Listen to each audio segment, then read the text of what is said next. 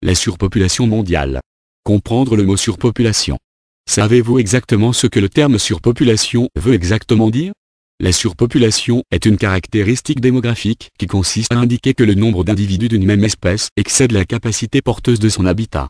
C'est-à-dire en quelque sorte, que la taille de la population atteint la capacité limite d'un territoire, qu'il soit local, régional, national ou continental, et que les premières complications commencent lorsque les ressources nécessaires pour assurer la pérennité de cette dite population commencent à tarir. Sans oublier aussi que cette même population provoque des perturbations sur les régulations écologiques naturelles de son territoire ainsi que de la pollution. La densité de la population dans le monde est répartie de façon très disparate. Cela peut varier de 0,03 habitants au kilomètre carré au Groenland à peu près moins de 2000 habitants au kilomètre carré au Bangladesh. Si l'on se réfère à une carte du monde, plus de la moitié de la population mondiale est concentrée dans 7 pays seulement. La Chine, l'Inde, les États-Unis, l'Indonésie, le Brésil, le Pakistan, le Nigeria totalisent à eux seuls 3,86 milliards d'habitants sur un total de 7,36 milliards. Si la notion même de surpopulation reste relative et ceci du fait que, par comparaison, les territoires richement dotés en ressources naturelles sont plus à même de recevoir une grande population par rapport à une zone désertique. La distribution des ressources grâce à la technologie à l'échelle planétaire n'a pas su donner toutes ses promesses par rapport à l'équilibre mondial. La surpopulation urbaine. La majorité de la population au niveau mondial vit dans les villes. 4,2 milliards d'habitants. Soit 64% en 2015. D'après une étude, ce taux s'élèvera à 66% vers 2050, soit 2,5 milliards de plus d'habitants. Selon certaines archives, il a été noté qu'en 1800, environ 2% de la population mondiale vivait dans les villes. À la fin du XXe siècle, on atteignait un record de 47%.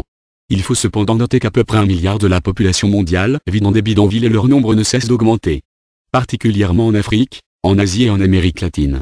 Certains chiffres soulignent pourtant un certain recul dans certains pays en voie de développement. En 2015, on compte 28 mégalopoles dans le monde. Tokyo étant la plus grande. Une estimation propose que l'on passerait à 42 mégalopoles d'ici 2050. Ces chiffres effrayants donnent à réfléchir sur l'avenir de l'humanité. L'épuisement des ressources. Le Fonds mondial pour la nature. WWF. Ainsi que Global Footprint Network avait déjà établi, il y a de cela quelques années, selon des calculs effectués sur l'empreinte écologique, que la capacité de charge pour la population mondiale avait été largement dépassée.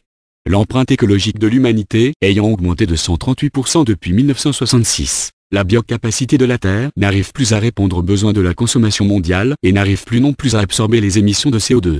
Sans compter que le plus gros problème reste la distribution de l'eau potable qui diminue considérablement.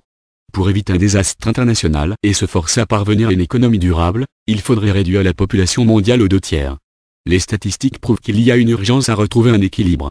La pollution. L'Organisation mondiale de la santé, OMS, donne chaque année des chiffres sur une estimation des décès prématurés causés à cause de la pollution. La pollution de l'air, de l'eau, des sols, sonores et même lumineuses, sont la cause de la surpopulation. Cela pose un très gros problème de santé pour les humains, mais aussi pour les animaux et la végétation. Les chiffres indiquent que des millions de personnes meurent chaque année à cause des différentes pollutions. La pollution de l'air étant celle qui provoque le plus de cas de maladies et de décès aujourd'hui, les derniers chiffres rapportent qu'en 2015, près de 7 millions de personnes sont décédées à cause de la vicissitude de l'air. L'insalubrité de l'eau, la pollution des sols par les métaux lourds, la pollution lumineuse perturbant le monde végétal et animal ne sont que les grandes lignes que l'on pose sur les effets de la pollution causée à cause de la surpopulation. Beaucoup d'autres sont à souligner et à bannir. Les chiffres parlent d'eux-mêmes. L'urgence est là, présente. Il est grand temps de rassembler notre bon sens pour éviter de plonger vers une catastrophe qui ne donnerait rien de bon à l'humanité. La Terre a été nourricière pendant des siècles, il faudrait lui permettre de le rester pour les générations à venir.